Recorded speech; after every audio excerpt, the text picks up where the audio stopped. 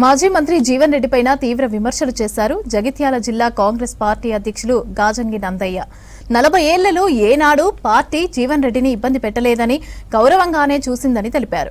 20 ఏళ్లుగా బీఆర్ఎస్ ను విమర్శించిన జీవన్ రెడ్డి ఇవాళ కాళేశ్వరం లేకపోతే తెలంగాణనే లేదనటం ఎంతవరకు సమంజసమని ప్రశ్నించారు. నెల రోజుల్లోనే బీఆర్ఎస్ పై ఎందుకంత ప్రేమ పుట్టుకొచ్చిందని నిలదీశారు. ఎమ్మెల్సీ రెన్యువల్ చేసి మంత్రి పదవి ఇచ్చి ఉంటే రాజీనామా చేసేవారు కాదు కదా అని అన్నారు. ఇప్పటికైనా కాంగ్రెస్ తో కలిసి పనిచేయాలని జీవన్ రెడ్డిని కోరారు నందయ్య. గతంలో 10 సంవత్సరాలు పరిపాలించిన టీఆర్ఎస్ ప్రభుత్వంలో మార్పు రావాలి, కేసీఆర్ పోవాలని నేను నినాదం తీసుకొస్తేనే కేసీఆర్ పోయిండు, కాంగ్రెస్ ప్రభుత్వం వచ్చిందనేది వారు నిన్న చెప్పగానే చెప్పారు. రేవంత్ రెడ్డి గారు పిసిసి ప్రెసిడెంట్ కాకముందు కాంగ్రెస్ పార్టీ పరిస్థితి తెలంగాణ ఏ విధంగా ఉండనో పాత్రికా బృందానికి అందరికి తెలిసిన ముచ్చట్లే.